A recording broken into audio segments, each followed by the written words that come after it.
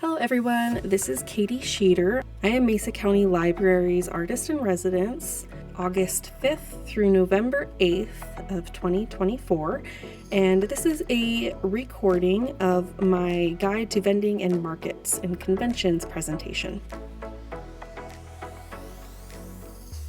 So if you are interested in starting to sell your artwork or your products at conventions and markets, one of the first things you need to do is start doing some research so that you can discover and apply to those conventions and markets. Some of the ways that you can discover markets and conventions include researching artists and makers that you admire to see which events they attend. It's also a really great idea to attend those events if you're able to before applying, so you can kind of get an idea of if it is the sort of crowd that you think your products and your artwork would sell well to, or if it's maybe too busy or it's a different crowd than you thought.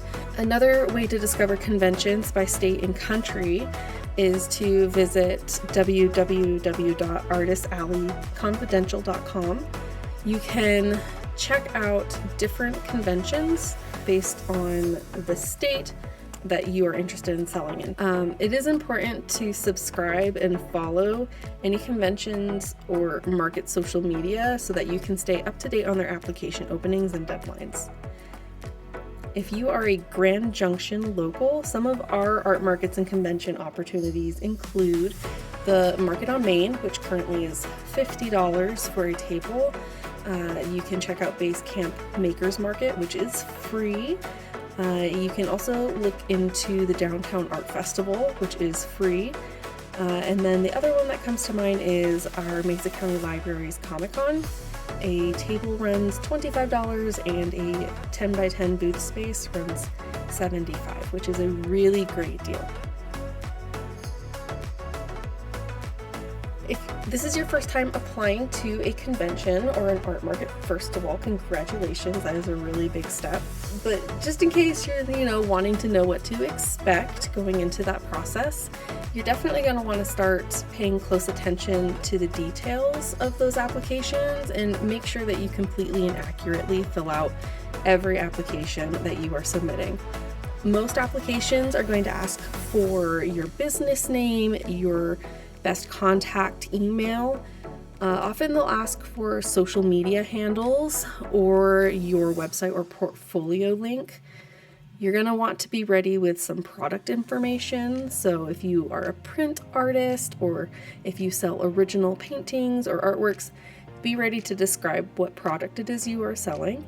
And it's also really nifty to have your credit card ready to go because there are many applications that require payment when you submit your application. And there are different types of selection processes. So there's the first come, first serve model, which what you hear is what you get. So they have applications open for a certain amount of time, and if you get your application in before they close, then you will be accepted into that art show or that market. There's a jury selection process. Again, what it sounds like, you will have a period of time where conventions or art markets will be accepting applications, and then once that deadline closes, they will have a number of people, or just one person, usually it's a group of volunteers, who go ahead and review all of the applications, and then they select the people that they would like to attend as vendors. There's also a lottery system. So a convention or a market will have a period of time where they accept applications. And then when that deadline closes, everyone's entered into some sort of lottery to pick who will be part of that convention or art market. That one's a really great way to not have bias, keep the show lively, but you don't have a whole lot of control as an artist about how you present yourself in that sort of scenario.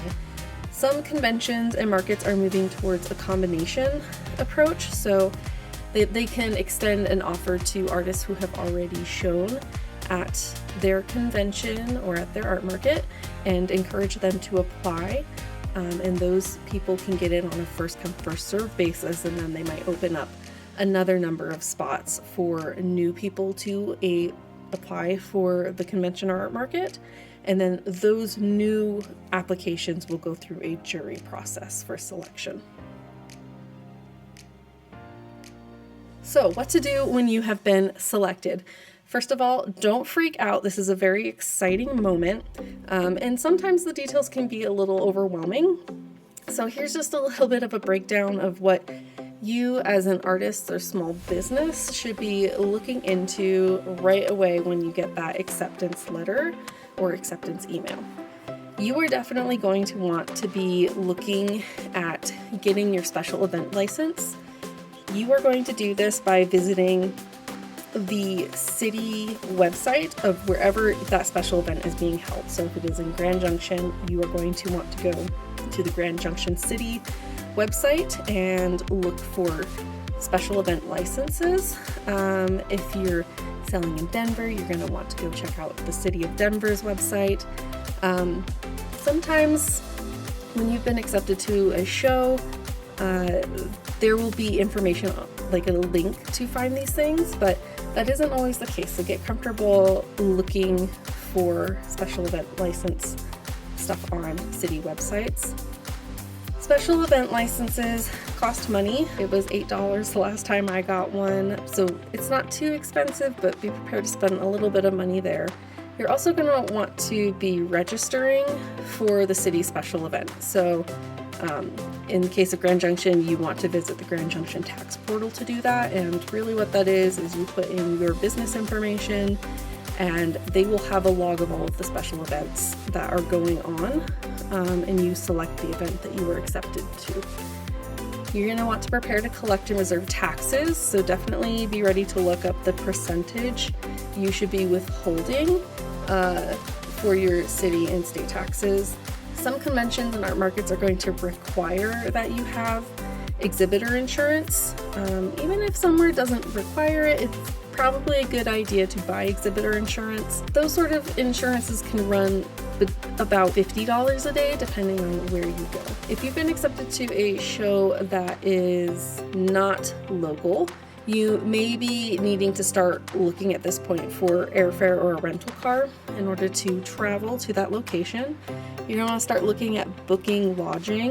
If you're lucky, maybe you have some family or friends in the area that might let you couch surf. But if not, you'll definitely want to be finding a hotel or an Airbnb or something like that to stay in. And if money's a little tight and you have other artist friends who have also applied and been accepted to these shows, you can consider like splitting the cost of your lodging and your traveling, as long as if it's like a rental car or something. That can be a good way to lower costs. And if you have a lot of inventory or really bulky inventory, it might be worth looking into if you can pre-ship your inventory or your display pieces. That way you aren't stuck traveling with those, which can become a bit of a hurdle when you are flying to events. So I'm just going to talk really quick about some of the pros and cons of producing your products by yourself versus getting your products made somewhere else through a manufacturer. So some of the pros of making your products yourself: there's no minimum order quantity, which is excellent. You have a lot more control over the quality and you can have a fast turnaround. Inexpensive to try new designs. So if you're regularly drawing a lot of different things and are wanting to turn it into a bunch of stickers, you have a really great way of testing new designs in small quantities. And if people like it, and you know, it's a multi-day convention, if you had brought your making supplies with you, you could produce more of a design that was doing really well. Producing all of your products in-house also means that your stuff is really liquidatable. So if you decide one day, actually, I don't want to make buttons anymore, you could sell your button press to another artist and make some of that money back. And you also have the advantage of learning new skills. Some of the cons is that it can be really expensive to start up. So in the case of buttons, you do need to have the upfront cost of buying the press, and all of the raw materials to make those buttons. The cost of materials can fluctuate, which can kind of be a bummer. You do need to have storage space for all of your materials and your equipment. You need to be ready to do equipment maintenance and also troubleshooting, and all of that can become rather time consuming. Pros for manufacturing your goods through a different source, through a manufacturer, would be that you aren't expected to have any sort of equipment maintenance. You don't have to do any troubleshooting. You don't have to do any of the labor of producing those products. You have access to customer service, which can be really great. And you also have access to print-on-demand services, which also can be wonderful if you are wanting to do like tote bags, for example, but don't have the money to do a large order. You could upload your designs to a print-on-demand service. Some of the cons can be a lot of manufacturers do have minimum order quantities, and that can get cost prohibitive, especially when you are just starting out. There is a slower turnaround, especially for items like enamel pins, which you would get manufactured usually in China. It can take, a good 2 weeks for items, once they are done, to actually ship to you. And you also need to start being aware of other holidays in different countries. For example, the Lunar New Year in China, most companies shut down. And so there are sometimes periods of time that you won't be able to get orders sent in or worked on. It can be expensive to try new designs. This goes back to the minimum order quantities. It can be really expensive, especially if it's a design that you don't know will sell well. You can be risking spending quite a bit of money getting a bunch of stickers or a bunch of pins made if you don't know that there is a base of people who are going to buy that from you. It can also be a little time consuming finding the right manufacturer for you. Some artists get really cagey when you ask them about their manufacturer. If that's the case, don't take that personally. Sometimes artists take, a lot of time and money finding a manufacturer that works really well for them. And some artists are hesitant to share that information because there is a history of those manufacturers suddenly being overwhelmed with orders, and then suddenly their quality goes down, or even those places aren't able to keep up with the manufacturing demands and they shut down, and then everyone's back to square one and is having to search for manufacturers again, which can be a real big bummer. If artists do share, that's great. Just say thank you, but definitely don't expect artists to share their manufacturer's information with you.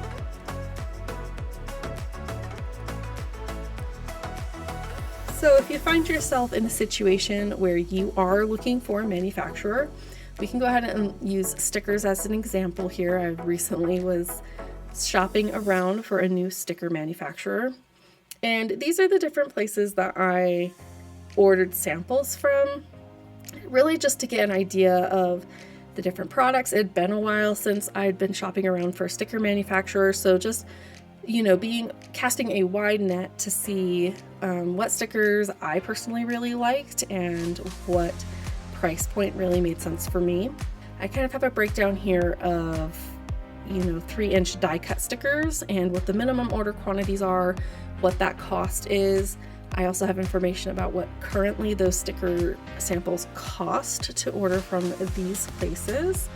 And after all of my searching, I did end up finding someone I really like, and they have been wonderful. So I'm actually really, really glad that I put in the time to start researching other sticker manufacturers, because now I have someone awesome and amazing, and I feel really good about supporting their business, and the quality of their stickers are amazing.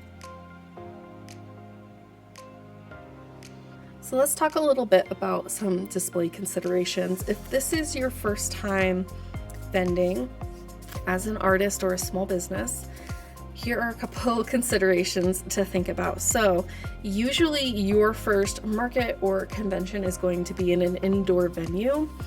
And that is definitely the easier place to start. So if you are selling your products indoors, here are a couple things you might want to keep in mind, things that you might want to purchase or borrow so that you will be prepared to have a really great display to kick you off on like a good foot, get you started in a good place. So if you are vending indoors, you're definitely going to want to have a way of transporting your products and your storage into the convention hall or the building. I see a lot of artists using luggage bags with wheels. Those can be really great because you can fly with those, so that's a good investment. They also fit really neatly under your table, so if you're needing somewhere to stash product under the table, it is really nice to have some of these rolling bags to like stash your excess product in. You usually can find these discounted or at a lower price if you go to a secondhand shop, and they're just a really great solution. Some convention halls don't allow you to take carts, so it is a good idea just to start with the like luggage roller bags. No matter what you're selling, you are going to want to try to get as much height into your display as possible. So if you're selling smaller items, it is a really great idea to look for and invest in things like spice racks that give you some verticality for your smaller products. It is a good idea to have business cards. Some people are like, oh, business cards are going out of style. And they might be to an extent, but a lot of people will ask if you have a business card, and it just is a lot more professional to be able to hand people a business card with all of your contact information. If you have any signs, which I definitely recommend, you're going to want some way of displaying those. It can be really beneficial to get the plastic stand-up displays so that, again, you get more verticality than if you are selling plushies or crocheted goods, bags, or like large prints. It is a good idea to also look into getting grid cubes, which you can use as a backdrop or stand or cubbies for your products. These are really great because they are easy to disassemble and travel with, and they're also really versatile as far as how you can click them all together, so they offer a lot of variability for your table setups. Another thing that is a very good idea to invest in is a tablecloth, and ideally a tablecloth that is either colored to be on brand with your brand. Some conventions and markets are not going to provide tablecloths or skirts for tables, so it is a really good idea to go ahead and get a tablecloth. And then this one's a little bit of a not necessary, but you will be very glad you got it. Is investing in some sort of anti-fatigue mat.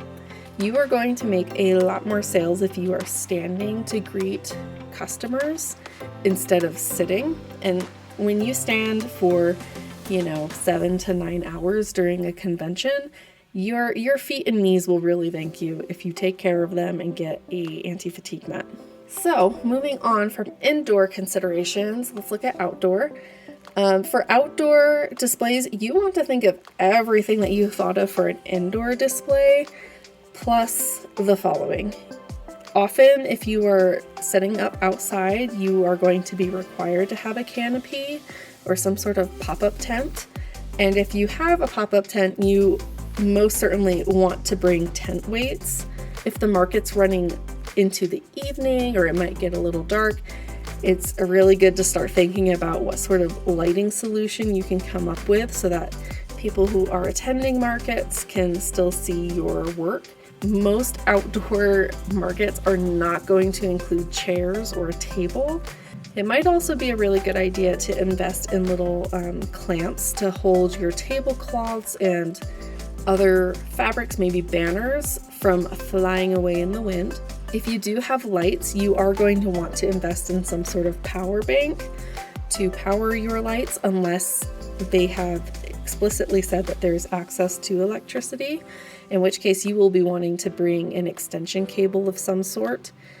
Wagons will be your best friend at outdoor markets.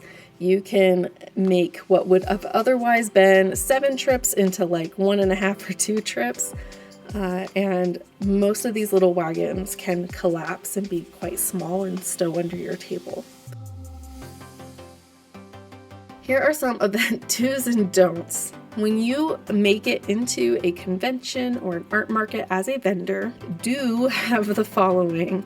Have change. $75 to $100 in ones, fives, and tens is really ideal. Definitely bring a snack and stay hydrated. No one wants to be hangry while they are working, and no one wants to be dehydrated. You just don't want to be miserable like that. Definitely check your card reader connection before you have any business walking in front of your table. And you're going to ideally write your location on business cards if it is a multi-day event.